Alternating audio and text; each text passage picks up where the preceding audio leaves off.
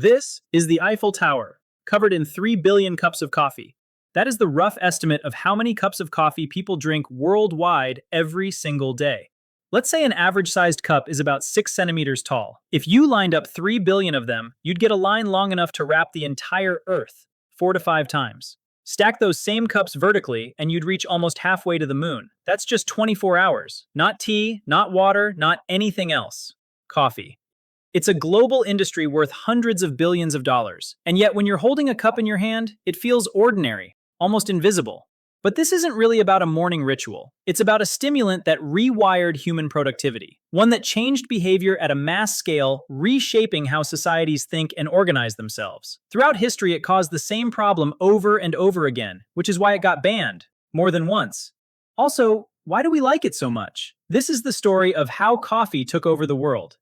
Okay, rewind about 1200 years to the highlands of Ethiopia. There's a famous legend about a goatherd named Kaldi who notices his goats acting strangely energetic after eating some weird red berries. He takes them to a local monk who brews them into a drink. Now the whole place smells like roasted coffee and the monks pray all night, no sleep needed. It's probably not literally true, but it points to something that is. People discovered that roasting and brewing these seeds helped them stay awake longer, especially during long nights of work or prayer. From the beginning, coffee wasn't prized because it tasted amazing. It was prized because it let you do something new with time. It made long nights possible. So what were they actually experiencing? Coffee contains caffeine, a stimulant that interferes with how the brain tracks fatigue. As you stay awake, a chemical called adenosine builds up. It's the signal that tells your brain to slow down. It makes you feel tired. Caffeine blocks the receptors that adenosine normally attaches to. It doesn't remove fatigue. You kind of stop registering it. So it doesn't give you energy, you just don't feel tired. On its own, that's not revolutionary. But when a substance changes your relationship to sleep, it doesn't stay local for long.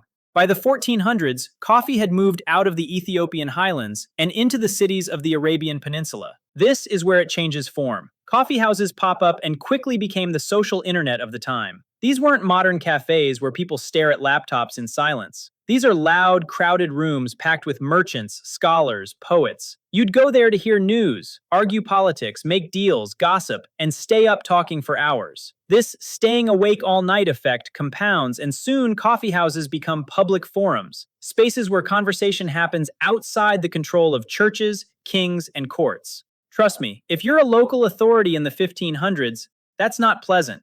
Coffee stopped being a curiosity and started being treated as a problem. In 1511, in Mecca, the governor calls coffee the devil's brew. Why?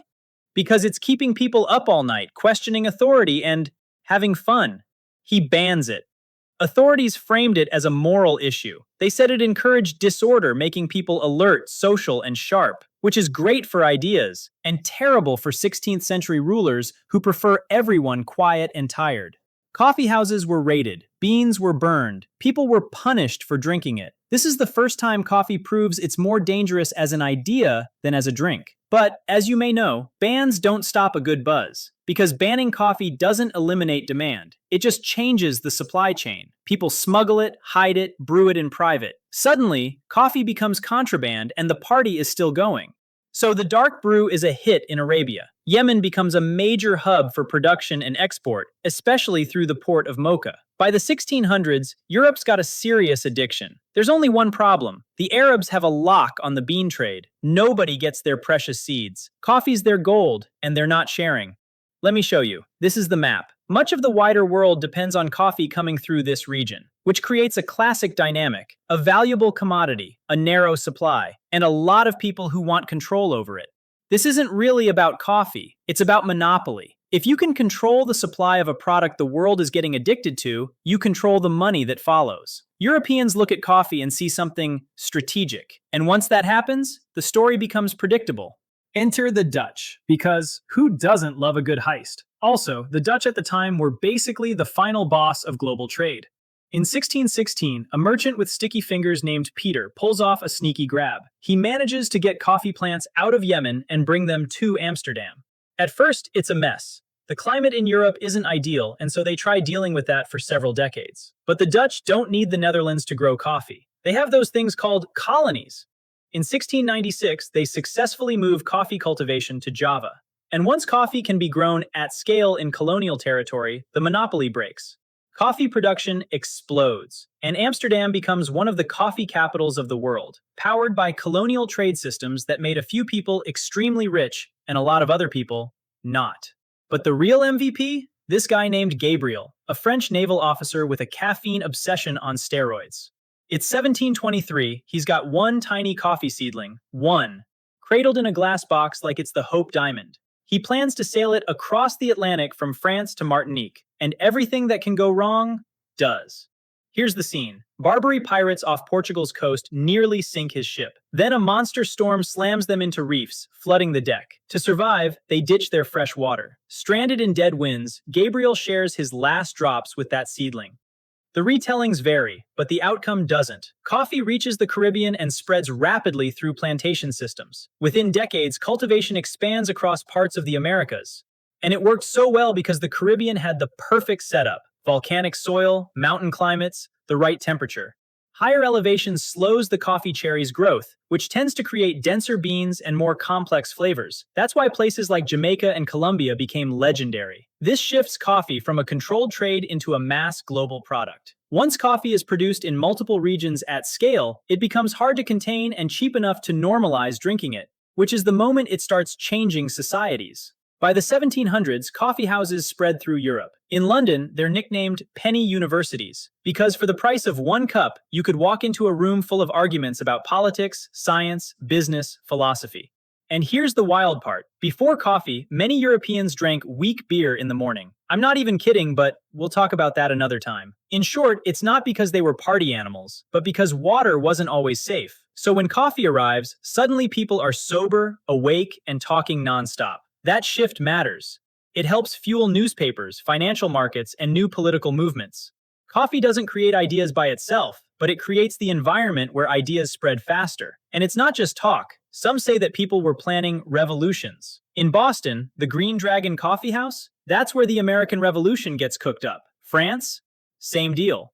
Rulers noticed. Charles II reportedly tried to suppress coffee houses. He famously referred to them as places of sedition, because when you have a room full of awake people swapping information, you have a problem. But good luck stopping a caffeinated crowd. By the 1800s, coffee is everywhere. It's powering empires, factories, writers, and governments. It feels unstoppable when a new adversary challenges its power. This is a different type of resistance. In the 1860s, a disease called Himalaya vastatrix, better known as coffee rust, devastates plantations in Ceylon, modern-day Sri Lanka, which was one of the world's biggest coffee producers at the time. Here's how it works. Small yellow spots appear on the leaves carrying millions of fungal spores. The fungus feeds on the leaf tissue, weakening the plant's ability to photosynthesize. Eventually, the leaves fall early, and without healthy leaves, the plant can't produce enough coffee cherries. What makes it especially destructive is that it doesn't usually kill the tree immediately.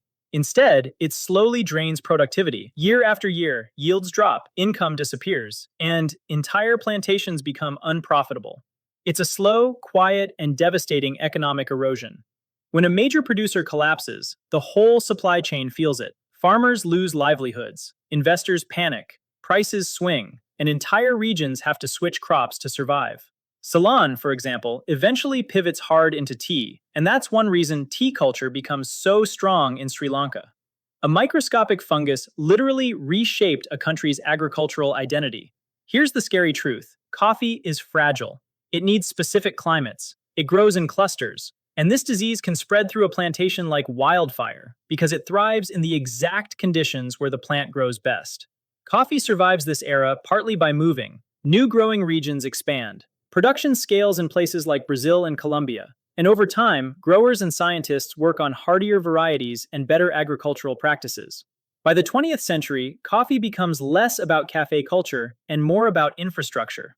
Coffee moves into factories, offices, and supply chains. It becomes packaged, standardized, distributed. At various points, wars and industrial growth accelerate demand for shelf-stable coffee products. Then, late in the century, it becomes something else again. Branding, lifestyle, a third place, a premium identity. A company like Starbucks scales this globally. Thousands of stores across dozens of countries, turning coffee into a standardized experience. They didn't win by making the best coffee, but by making coffee predictable. The same taste, menu, language, layout, and atmosphere everywhere in the world.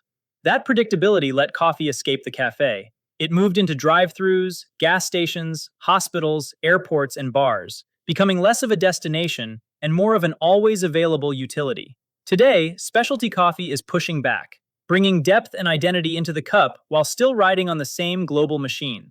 But the thing is that the fragility that almost killed coffee is still here.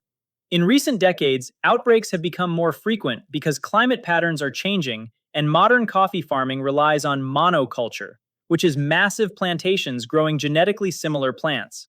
That doesn't mean coffee vanishes tomorrow, but it does mean it isn't guaranteed to stay cheap, or stable, or abundant.